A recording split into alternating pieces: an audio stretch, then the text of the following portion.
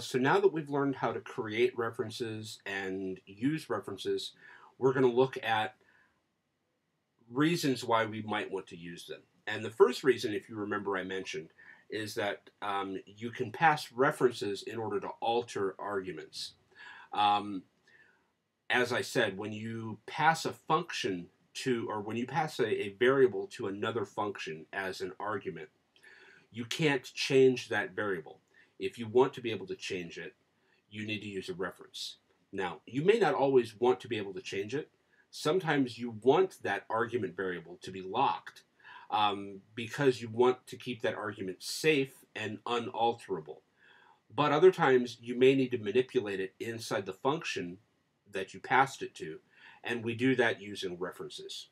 So we're going to create a program called the swap program that defines two variables, one that holds my very low score and one that holds your very high score.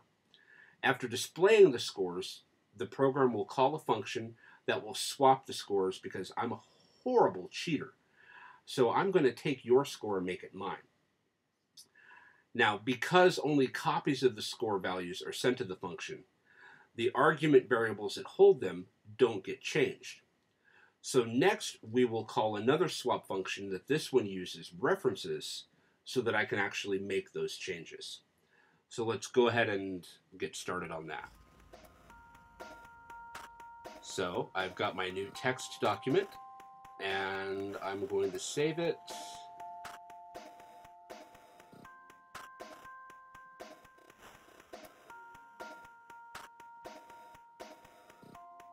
As, come on, swap.cpp. Okay, introductory comments, program name is swap, and this demonstrates passing references to alter argument variables. I will include IOStream. And this is the only file that I'll include because I'm only working with integers. I'm not working with strings or vectors or anything else. So all I need is IOStream. I will give a directive that I'm using the std namespace. Okay, I've got two function prototypes that I need to declare. Bad swap, which gets the argument int x and int y. And then good swap, which will get the reference integer x and the reference integer y. Now I'll open up my main function, and I will define two variables, my score, which is equal to 150, and your score, which is equal to 1,000. We'll see out just to demonstrate the original values.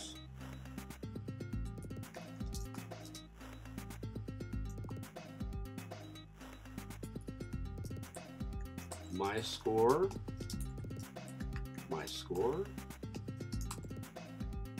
and then a line return. Your score,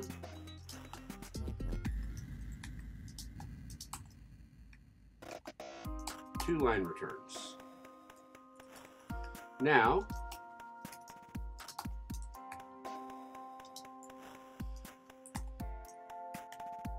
to say that I'm calling bad swap, and I call bad swap and I send it my score and your score.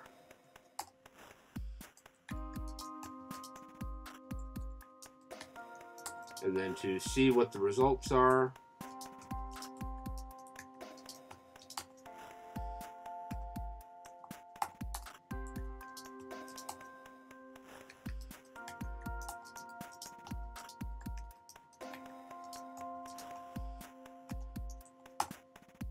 okay.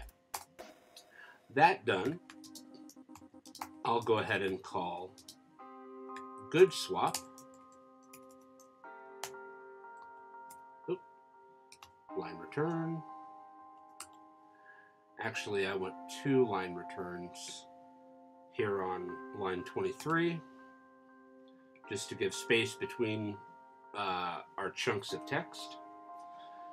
So calling good swap, and then I'll call good swap with my score and your score.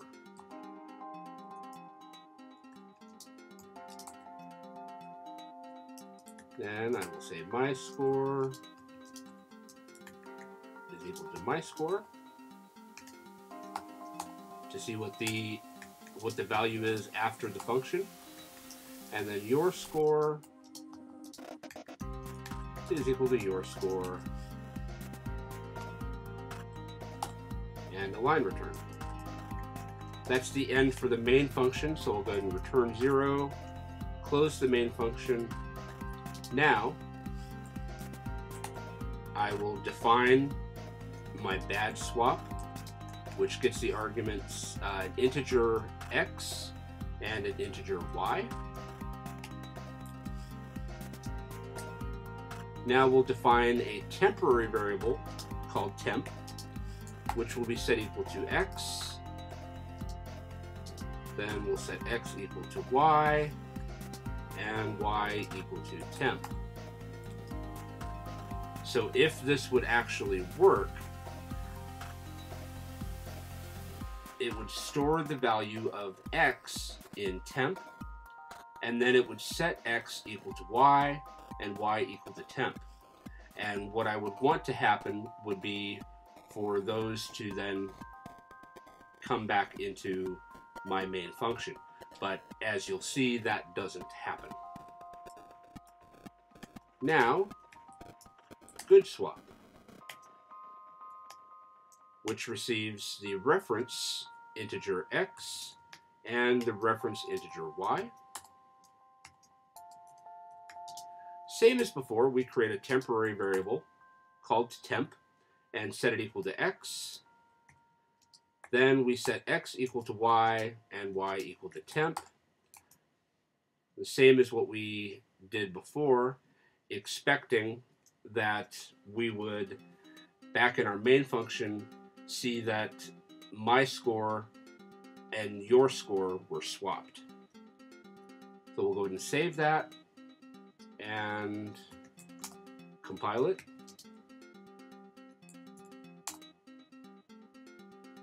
Looks like I left out a semicolon somewhere. Yep, right here in line 16.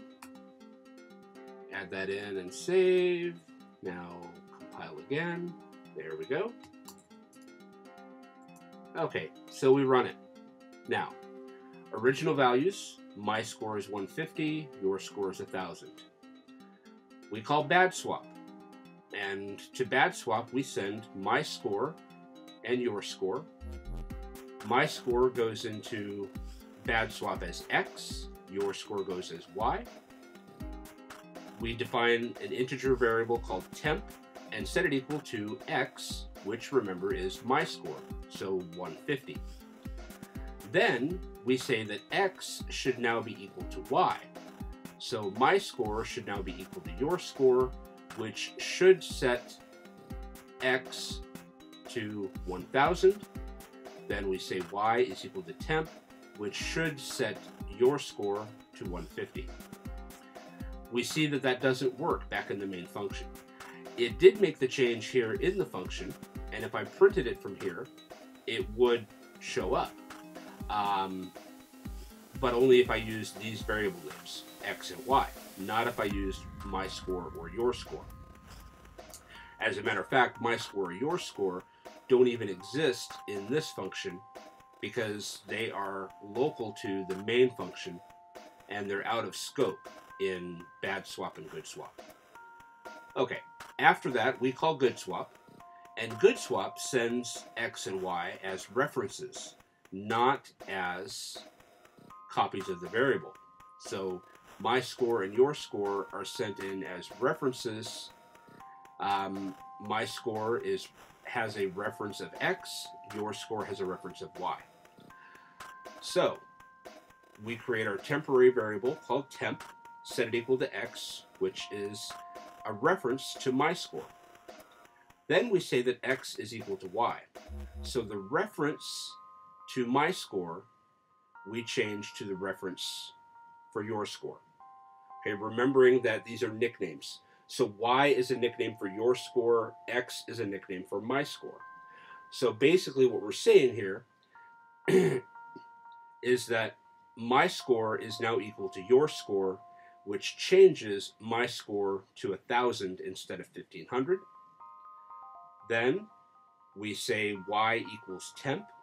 Y is a reference to your score. So what we're saying is your score is equal to temp, and temp is equal to 150. And that's what we see here. Original values, 150 for my score, 1,000 for your score. After badge swap, my score is still 150, your score is still 1,000. Then we run good swap, and now I've figured out how to cheat you out of your high score. So my score is now 1,000, and your score is 150. Okay, so we have here passed our variable by value when we sent using int x and int y.